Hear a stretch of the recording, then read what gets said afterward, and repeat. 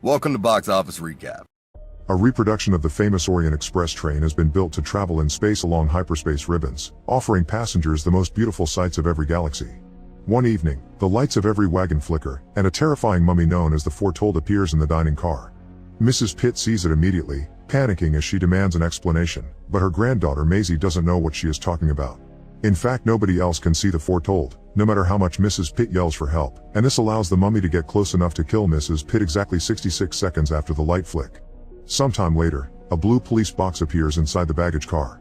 It is the TARDIS, the primary space-time vehicle used by the Doctor, a mysterious renegade Time Lord that travels through time and space with various companions to solve conflicts and even save the cosmos. His current companion is Clara, who has decided she does not want to travel with the Doctor anymore, so he has brought her to the Orient Express to celebrate their last hurrah. The pair makes it to the fanciest of wagons to enjoy the music and the view, although the Doctor cannot stop feeling tense and awkward around his companion. Clara clarifies that while she did hate him for a while after the disastrous way their last adventure ended, that is not the case anymore. It would be impossible for her to hate such an important person in her life. The reason she is leaving is simply that she cannot do this anymore. Now that the air has been cleared between them, the Doctor can tell some old stories about the galaxies they are flying through and how things used to look around here hundreds of years ago. Maisie overhears this and calls him a liar, unable to even imagine that the Doctor is old enough to have seen the things he is describing. It is a very silly thing, but Maisie ends up causing a scene about it, most likely because she is going through the stressful aftermath of her grandmother's death. Captain Quell sends his guards to take Maisie to her room so she can rest, then he apologizes for the inconvenience. Introductions are in order, and when he hears about the Doctor, Quell cannot help noticing that most passengers today are doctors, professors, or scientists. Quell also explains why Maisie has been so stressed, and Clara immediately thinks that something must be going on because it cannot be a coincidence that Mrs. Pitt saw a mummy and there is one being transported by the train. The Doctor tells her there is nothing to worry about, it must have been a dying woman having hallucinations in the middle of dying, and Clara accepts it even if he suspiciously does not seem very convinced of his own excuse. He thinks they must concentrate on having a good time for their last hurrah because they will not see each other ever again, and Clara gets upset since she had thought that the Doctor would at least visit every now and then. Afterward, each of them goes to their respective rooms. Clara calls her boyfriend Danny, who is waiting for her on Earth and is glad to hear her last adventure is safe, although Clara doubts it. Meanwhile, the Doctor cannot sleep because he does not buy his own excuse about everything being fine, so he decides to go out and investigate. The Doctor sneaks into the engine room to examine the special medical chair Mrs. Pitt had died in and meets Perkins, chief engineer. They discuss what a wonderful piece of equipment the chair is, confirming that it did all it could to keep Mrs. Pitt alive. This gives credit to the rumors of something else having been responsible for her death. Meanwhile, Clara leaves her room too and comes across Maisie, who is determined to see her grandmother's body even if the captain won't let her. The computer that controls the train, which calls itself Gus, explains she needs special permission to enter the room with the body, but Maisie ignores it and destroys the lock with her shoe. Clara follows her inside, curious about what may happen next, only to realize they are now locked in the room with a strange sarcophagus. Back to the Doctor, he goes to have a talk with Professor Morehouse, an expert in alien mythology. The Doctor wants to discuss the legend of the Foretold, and Morehouse confirms what he knew. It takes 66 seconds to kill you, only the victim can see it, nobody can run from it, and a special word should make it stop. At that moment, the light flickers and the Foretold appears in the kitchen to go after a chef. Scared and desperate, the chef runs to hide inside the freezer, hoping that will keep him safe. However, the Foretold simply teleports inside the freezer too and kills the chef anyway, exactly after 66 seconds have passed. When the body is found, Quell orders everyone to say it was a heart attack, otherwise they shall be fired. Determined to get to the bottom of this, the Doctor approaches Quell, who does not want to share details with civilians. The Doctor tricks him by using his psychic paper to make him believe he is a mystery shopper, thus Quell accepts to talk about the deaths in private. He explains he dealt with accidental deaths following the usual procedure, but the Doctor will not accept any excuses and accuses Quell of being lazy because he only wanted a comfortable desk job after getting tired of his career as a war soldier.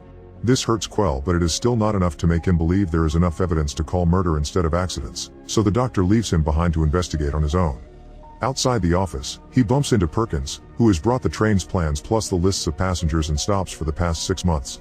Together they pick up Morehouse and go to check the security cameras, confirming that the light flick announces the start of the 66 seconds before a death happens.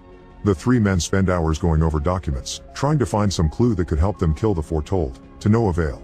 After Perkins and Morehouse fall asleep, the Doctor takes the chance to steal one of the train's communicators and calls Clara to finally admit there is trouble on the train. When he hears Clara is in trouble, he rushes to help her, but a suppression field blocks his sonic screwdriver when he tries to use it on the lock and Gus still refuses to open it. Suddenly, the sarcophagus opens, the lights flicker, and the 66 seconds begin running again. Clara and Maisie are worried for a moment, but it turns out the sarcophagus only has bubble wrap inside and it opened just because of the use of the sonic screwdriver. The doctor is still desperate to open the door, but he is interrupted by Quell and his guards, who have discovered the doctor lied about being a mystery shopper and arrest him. In the main wagon, the foretold approaches a guard that pointlessly keeps shooting at it. After the mummy kills the guard and disappears again, Quell arrives and, seeing one more body, finally accepts something fishy is going on. The doctor is freed and explains to everyone the rules behind the foretold.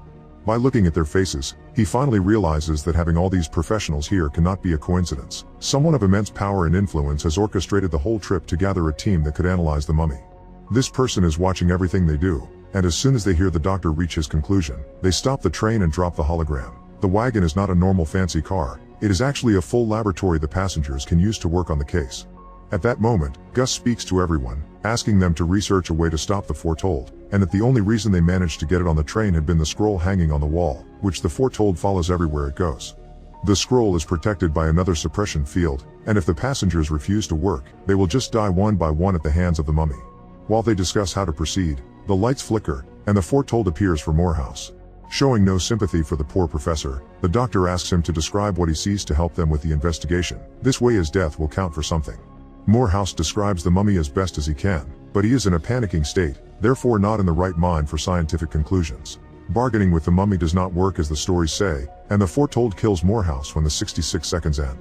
Moments later, Clara calls the doctor to offer some interesting news.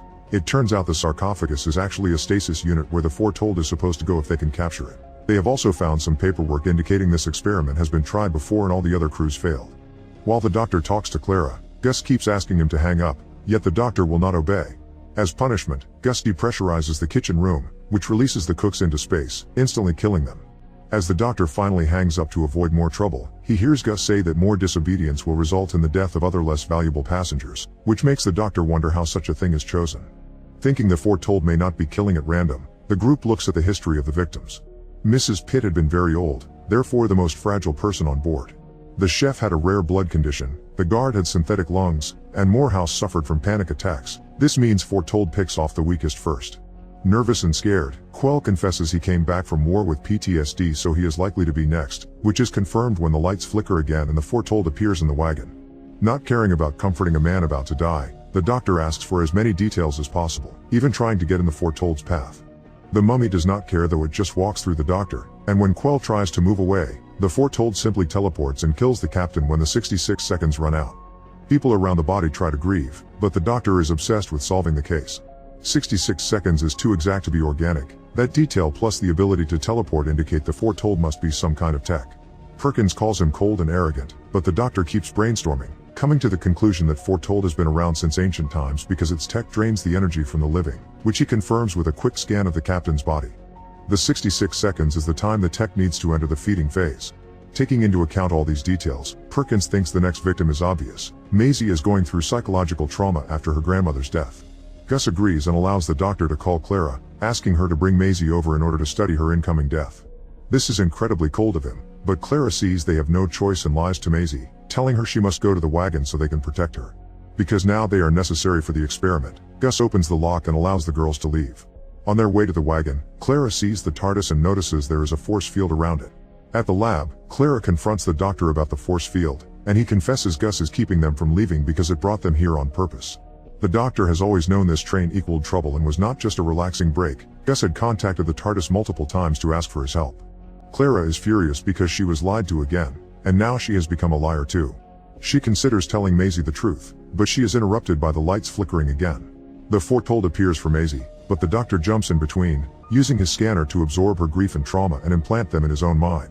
Now the foretold thinks he is the weakest person and the doctor can see the mummy instead of Maisie, which makes him very excited. He comes closer to the foretold on purpose, knowing he will not die until the 66 seconds pass, and notices some writing under the bandages that matches the scroll on the wall. If the foretold is willing to kill for the scroll, it must be something so important that people will die for it. The doctor comes to the conclusion the scroll is actually a flag and the mummy is a wounded soldier that they used for experiments. The tech inside its body will not let the war end in its mind, thus the doctor yells, "We surrender to finish that war." The trick works, and now everyone can see the foretold saluting before finally disintegrating into dust. The case has been solved, but now they are not needed anymore. Gus is ready to kill them all. Determined to save them, the Doctor grabs the tech from the mummy and fiddles with it to activate it right before the train explodes. Moments later, Clara wakes up at a beach with the Doctor and the TARDIS nearby. The Doctor explains he used the mummy's tech to teleport everyone to the nearest civilized planet. He also tried to hack into Gus, but security measures did not allow him to track the creator of this experiment. Clara finally understands the Doctor had always intended to save everyone, and he lied to her and Maisie while pretending to be heartless to avoid Gus seeing through his plan. Afterward, the Doctor shows Perkins around the TARDIS, offering him to be the next companion, but Perkins turns the offer down because he does not like the moral issues this kind of adventure comes with. After Perkins is gone, Clara gets a call from Danny, asking if she'll be home soon. Clara says she will be, but after hanging up, she lies to the Doctor and tells him Danny is okay with her traveling some more time, and so is she. The Doctor is delighted by this news, and together, they activate the TARDIS to go on their next adventure. Thanks for watching. Please subscribe for more recaps and hit the bell icon for notifications.